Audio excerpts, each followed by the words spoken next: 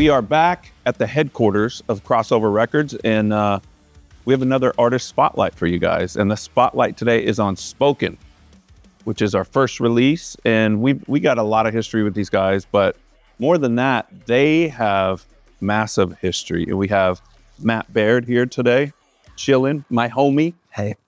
And dude, we were looking at this earlier. This is the first time I met you. We did a tour with Head, Project 86, Spoken, which I call Spoken sometimes because you know why? I don't. Jeremy Spoken. And The Wedding. What's up, Trevor and Cody? And the boys. So yeah, man, I'm stoked to have you guys to be our first artist to sign on Crossover. We are very excited about it as well. Do you remember that tour? Because I remember it vividly. I used to do drugs, so I don't remember a lot of my life. It's when we met JR for the first time. Really? Yeah. What was he, 16? 17 maybe? I think he said he was 15 at that point. It was like his first tour. So he was a kid. Yeah. And so JR plays for you guys now. We'll get into that. But yeah, how long has he been playing with you guys? JR from Love and Death and fills in for Korn. Yeah. Homie. I would say he's actually been in the band for 5 years, maybe, something like that. But I tried to get him to join way before that. But did you? He was a bit loyal. You tried to steal JR from Love and Death? He was a bit loyal to you. So okay, good. He didn't want to. Good. Well, yeah, so you guys, that was I do remember that tour, bits and pieces, but I mean, just, you've been doing this for 28 years.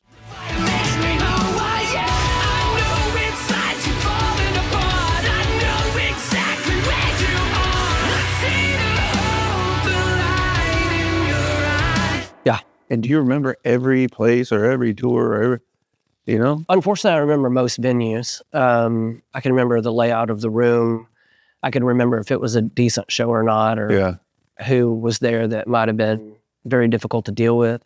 But I remember that tour because within the first 10 minutes that we were there, I was walking through the back area and you were sitting there talking to some huge fan. And you were kind of in an uneasy spot. They were asking you questions about starting a band or whatever. And you're like, oh, hey, do you know Matt? I'm like, what in the world? Because we had never talked a word.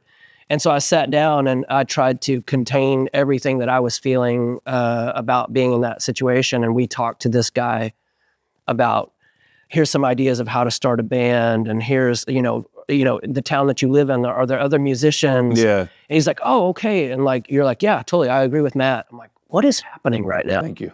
Yeah, I bailed you. Thank you for helping me. Sometimes I feel like overwhelmed with questions that I don't have the wisdom to answer. But you know what I love most about you is your grind and your fortitude, and you don't stop. Not even rolling a van off the highway will stop you.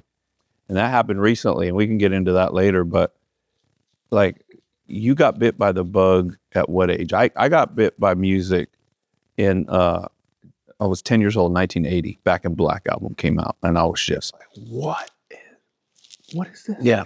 And it was, crazy thing is, it was their singer died, Bon Scott, and this was their new album with a new singer. And it usually doesn't like do that well, but that record today is one of the best-selling records of all time in all genres. But what got you really like just passionate and music is going to be your everything? I mean, when I was 12 years old, my mom bought my brother and I a skateboard to share. The skateboard cost $20. Some guy sold it out of the trunk of his car. So I was like, oh, skateboarding, this would be crazy. But my brother and I, how are we going to share a skateboard? Luckily, he lost interest. He wasn't great at skateboarding. I put enough time in that I felt like I was doing pretty good. But at the same time, my dad brought home an acoustic guitar from a garage sale that he also paid $20 for. And he showed me the chords, The House of the Rising Sun. And I didn't like the way it made my fingers feel. I didn't like pushing on wires against, wood or whatever. So I'm like, I'll keep skateboarding. I won't play guitar. And so that's what I did. I kept skateboarding. And then later on, we were listening to a lot of Metallica and Testament and Slayer. And we kind of like, well, it'd be really cool to kind of play some music. Like some of the guys that I grew up skateboarding with, Jeff and I started the band together. What band? Well, we started spoken together, but that was later on. Like what, 15, 16, 17, somewhere in there, or later? Started the band at 19 years old, but like we had kind of played in like some bands with our youth group and stuff before that, because we were listening to Metallica, and Nirvana came out with Nevermind, and then we found out that they had a record before that called Bleach, and we're like, this is crazy. And then during that time frame is when we heard Korn for the first time, Limp Bizkit, Deftones, and we're like, what are these bands?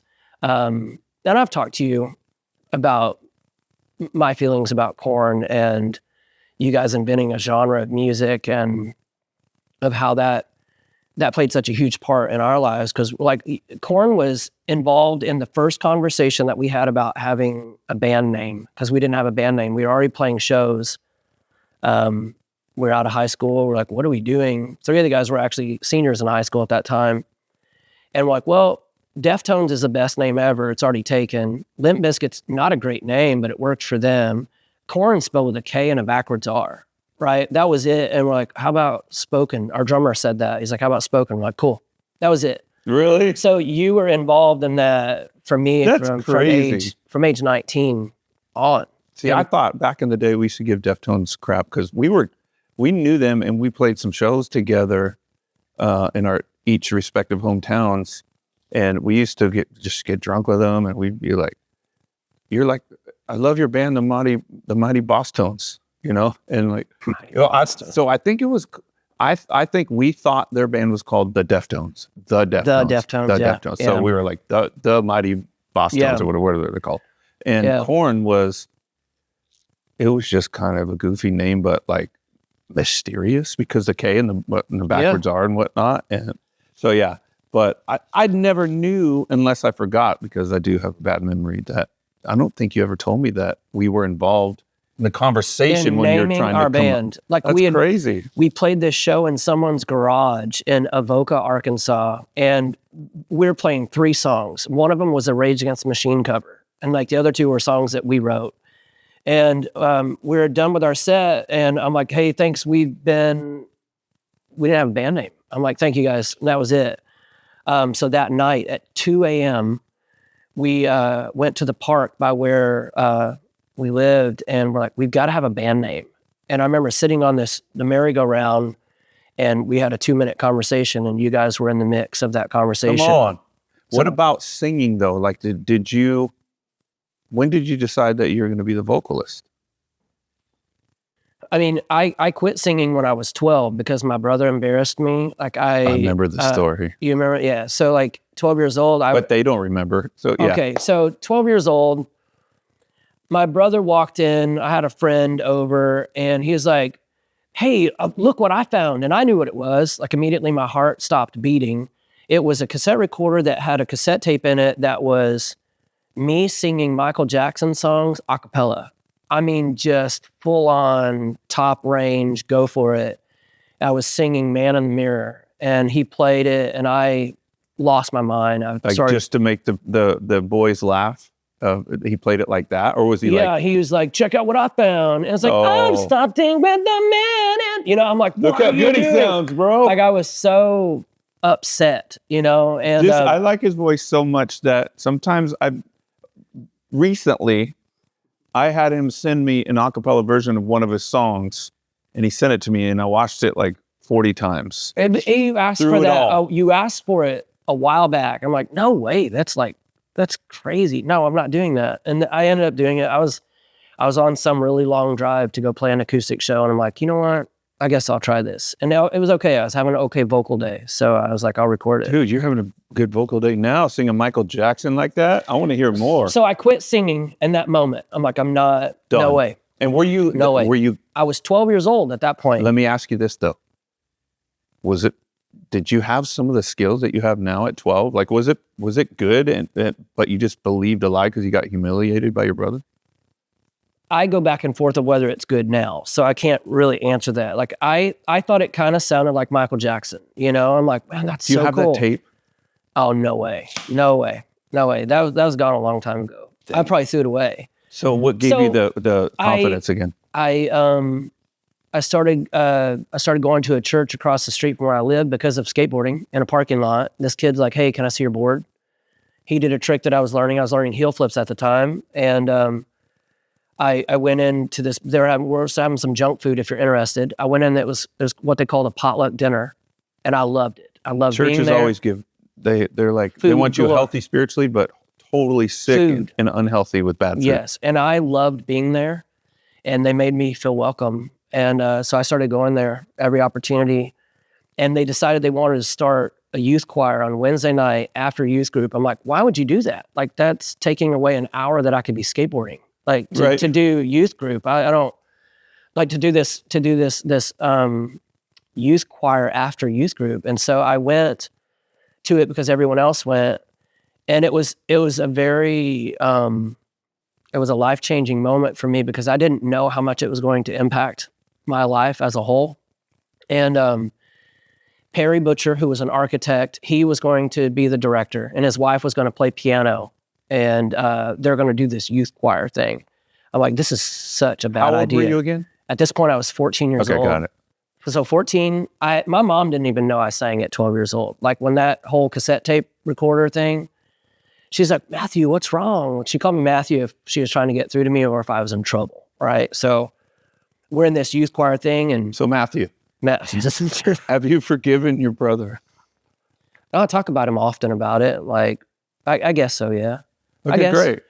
I guess so. Great, Matthew. He won't see this, so I forgive you. It's fine. But like, in this youth choir thing, like, it got to this point where, like, okay, we need someone to sing a solo. I'm like, yeah, right. I'm not doing it. And I got nominated to do it.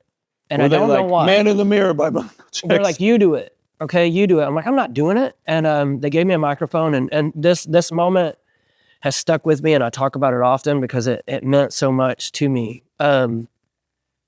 He said, okay, sing this line. And I had a microphone, which is awkward anyway. You're holding a microphone in front of your peers. And I start singing this. And halfway through, he's like, wait. I can't understand the words that are coming out of your mouth. And he also sounded like Sean Connery. Like, it's like, wait, I can't understand the words. I'm like, and so immediately I'm like burning up. I'm like about to freak out. Are you laughing? So embarrassed. I was so embarrassed. And he's like, I need you to over-enunciate. I'm like, what? He's like, I need you to start and finish your words. And I could hear like my peers snickering down the way and they think it's funny or whatever. I'm like, all right. Okay. I was so mad at him. I was so mad. And he's like, okay, one more time. And so I started again and I finished my words. He's like, great, moving on. And I didn't know in that moment that I would think of him every day of my life. Every time I'm in the recording studio right now, like while I'm talking, start and finish your words. If I'm on the phone, if I'm doing a podcast, I'm doing a radio interview, Perry Butcher is in my head the whole time saying, start and finish your words. In an abusive way or like it's really good? One of the most valuable lessons I ever learned in my life. So in your head, does it go, start and finish your words? I need you to start and finish your words. Like, but here's another thing. Like, I didn't see him for probably 15 years, okay? Spoken started. We started touring nonstop.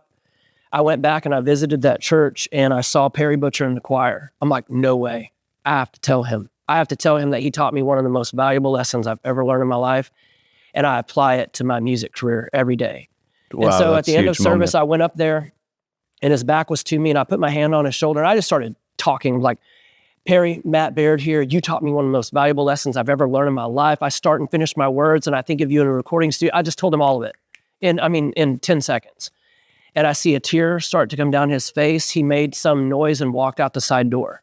I'm like, what just happened? I didn't know what happened. And the choir director, she's like, Matt, do you know anything that happened to Perry? I'm like, I haven't seen Perry in 15 years. She said, a few years ago, he had a stroke. He lost his ability to speak and sing, so he whistles in the choir now. Oh. And she's like, you have no idea what that meant to him to tell him that. And like, I could feel I was about to burst into tears. And I went out the same door he went out and I called my wife immediately. I'm like, do you remember Perry Butcher? She had never met him, but she had heard me talk about him. Like, this is what happened. She's like, you're supposed to be there today. That was amazing. It's amazing you could tell him that. And so we never know. Look what he did for you and look what you did for him. So crazy. But I think of him all the time. Wow. And then you guys hit the road as spoken. When was your first signing? 1996 is when the band started. 8 months later, we signed a deal. With who? It's called Metro One Records out of Newport Beach, California. And Where are you from originally? Northwest Arkansas. We're from Arkansas, but I You had got started. signed out of California. I had started. There was 7 Ball magazine. There was HM magazine, and we would go through and we would try to see where people are playing shows, and we would try to figure out if we could go play, because we had no idea what we were doing. We had no experience with touring, with playing shows outside of our town, nothing. And I remember contacting a label in San Diego, California called Rescue Records, right? And I was like, okay, I'm going to send them a press kit. At that point, it's an 8x10 with a cassette tape with a bunch of songs on it. We had no idea what to do. We had sent stuff to Tooth and Nail as well. And I started calling these places. 5 Minute Walk was a label at that time. And I called and I talked to a guy named Noah in San Diego at Rescue Records. He's like, well, I like what I hear, but we're trying to launch our son. My son's in a band. He plays drums in a band. We're trying to launch their record. They have a record coming out. It's coming out soon called Snuff the Punk. And I'm like, okay, I'll check it out. He's like, they're called Payable on Death. And I'm like, okay, great. So I went and picked it up at the local bookstore, and it was called Payable on Death, Snuff the Punk. 96? That was in 96. And so 97 is when we signed to Metro One Records, and then we found out that, oh, that band is called POD. Like, that's what it POD. was. So it was Wolf's dad that I talked to that day. Oh, really? He referred us to a label up the coast called Metro One Records.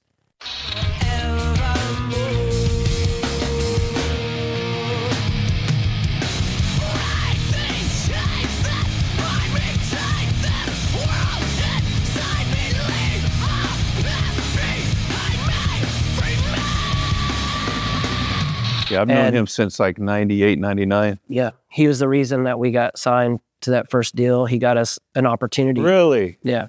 I never got the chance to tell him thank you or anything, but Oh my gosh, that's crazy. later on I was able to tell Wolf, I'm like, yeah, your dad got us signed. But That's crazy. And then, so how many records do you have out now? this will be the 10th record. Like, the new record, Reflection, will be the 10th record. Number 10, the first double digit, and I get to be You're a in. guest vocal on. So I can't believe you said yes, by the way. I wonder if people know. Shut up. It's an honor, bro. I'm It's an honor. saying. Well, I wonder if people know that you were on the first Love and Death record, and you did the screams on Whip It, Devo. So what was it like to sing with Love and Death? Well, I'm I just wasn't kidding. I'm with just you. kidding. I wasn't with you. So it Yeah. was So different. what? Tell us. How So did that go down? When Jason, right? When I first heard about that, Jason told me, he's like, hey, Brian wanted to see Jason, who? Jason Rao, Producer. producer of our record Illusion. It's been out, I guess, 10, 11, 12 years now. Through It All, my favorite song.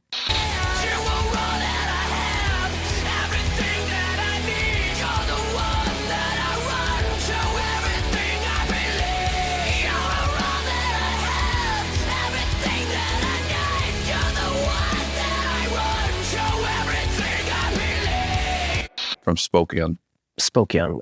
We're recording that record. And he said, hey, Brian wanted you to do some screams for a cover they're doing of Whip It. I'm like, okay. So I just blew it off. I'm like, yeah, right. That didn't happen. That was not a conversation. Anyway, that night we played a show in Nashville at Rocketown with Red, and you showed up. And you're like, and you walked up, and you had parked down the block, and you're walking up, and I remember you're like, hey, what's going on? And you're messing with your dreads. He's like, did you get a chance to scream on Whip It? I'm like, wait, you're serious? And you're like, well, yeah, you don't want to? I'm like, no, I'll do it. Okay, that's great. I didn't know that was a serious request. And so you might not even know that. Why? So the next morning, we needed to take off. We were driving to Spartanburg, South Carolina to play at Ground Zero. You got a good memory. And on certain things, select things. And at 8 a.m., Brandon, our old bass player, was there because he was doing some engineering for Jason. He's like, hey, do you want to do some screams for Whip It real quick? I'm like, sure. So at 8 a.m., I just did some screaming. Did you sleep at all? I mean, a little bit the night before. And at 8 a.m. in the morning, Yeah. you scream. Yeah. You are a pro.